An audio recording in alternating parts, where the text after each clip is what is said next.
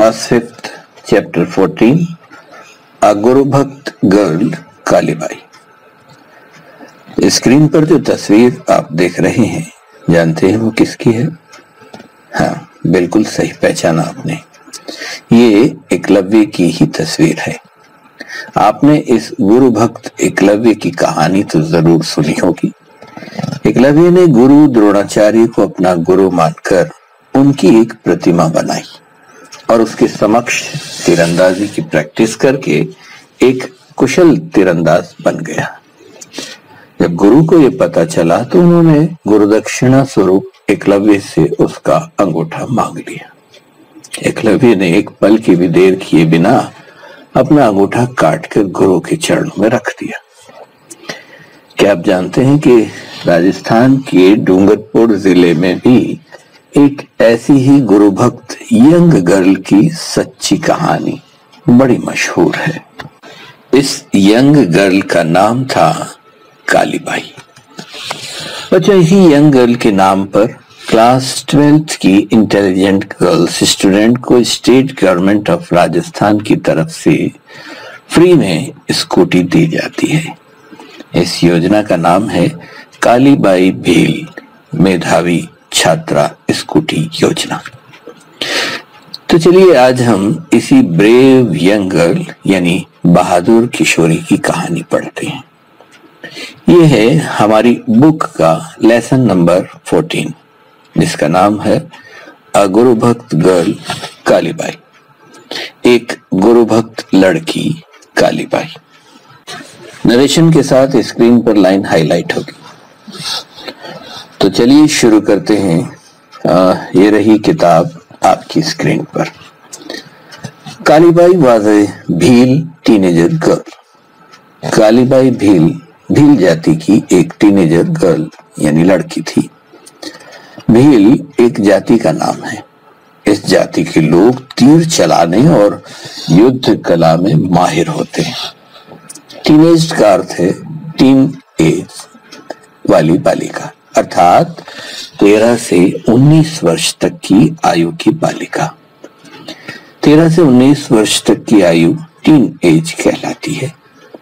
इसे हम किशोरावस्था भी कहते हैं।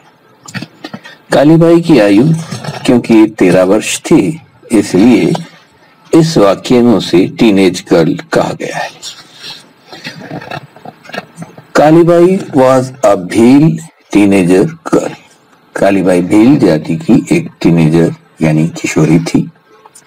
She lived at Rastapal village of Dungarpur in 1940s। इस वाक्य में शी का अर्थ है वह, अर्थात कालीबाई।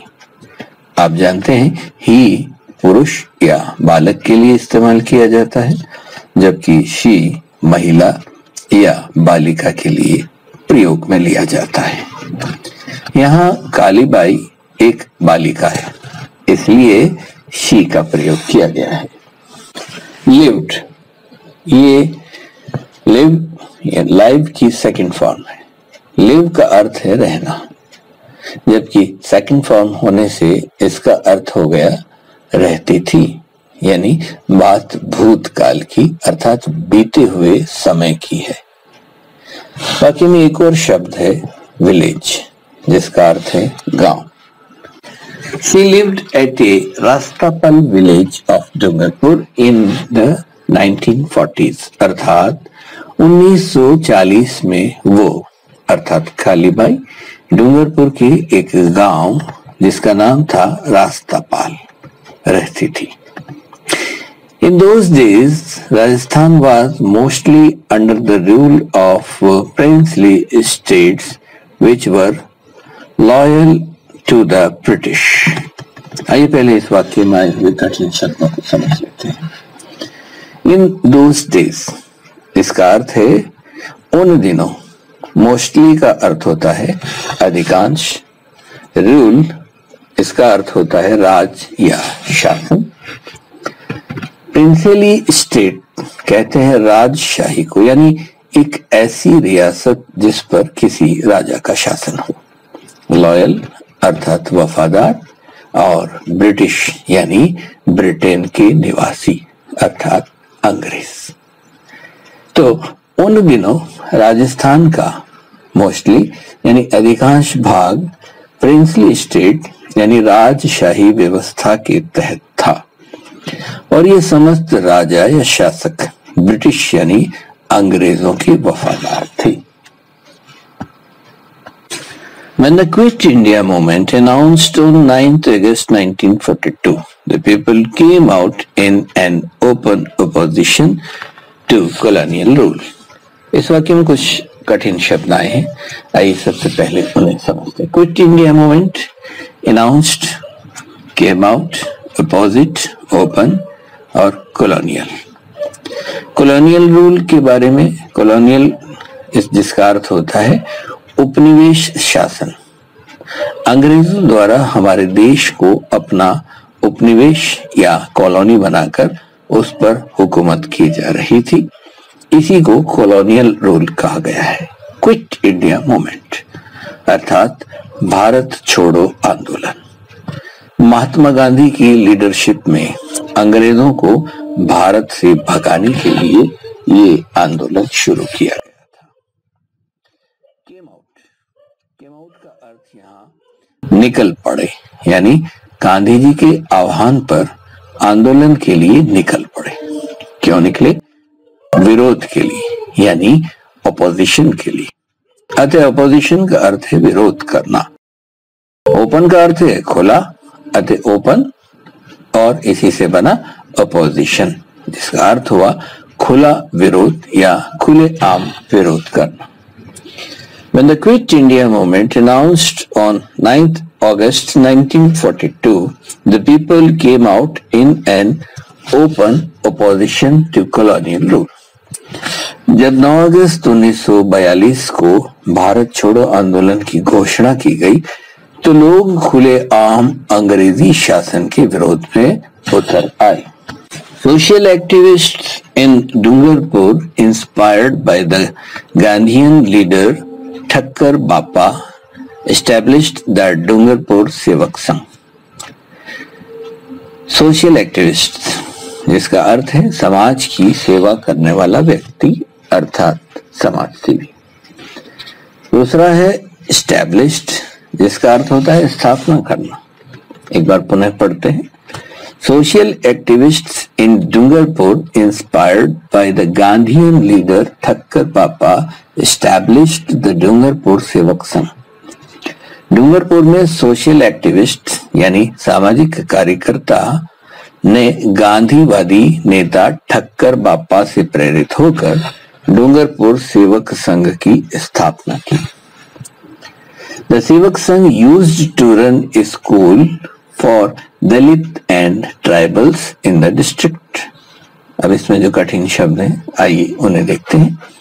यूज्ड टू रन चलाया करते थे, दलित जिसका अर्थ होता है पिछड़ी जाति के लोग, ट्राइबल्स जिसका अर्थ है आदिवासी। उन जातियों को कहते हैं आदिवासी जो जंगलों में पारंपरिक तरीकों से रहती हैं, क्योंकि दलित और आदिवासी लोगों में अशिक्षा अधिक थी, अतः उन्हें शिक्षित करने के लिए स्कूल खोले गए। फिर से पढ़ते हैं। The Sevak Sangh used to run schools for Dalits and tribals in the district. Sevak Sangh जिले में दलितों और आदिवासियों के लिए स्कूल चलाता था।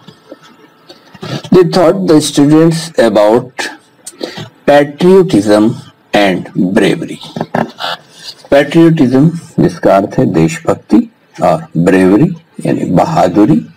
ये शब्द ब्रेव से बना है जिसका अर्थ होता है बहादुरी, अर्थात वो विद्यार्थियों को देशभक्ति और बहादुरी सिखाया करते थे। The British forced the prince of Dungarpur to stop the Sevak Sangh from running this school. Forced जिसका अर्थ है दबाव देना या दबाव दिया, मजबूर करना। प्रिंस ऑफ डूंगरपुर यानी डूंगरपुर के राजकुमार।